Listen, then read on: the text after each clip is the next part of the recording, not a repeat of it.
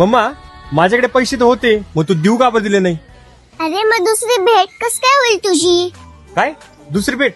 पण दुसरी भेट कशाला? केम छ मजामा? यांच्या काय जाता चालू आहे?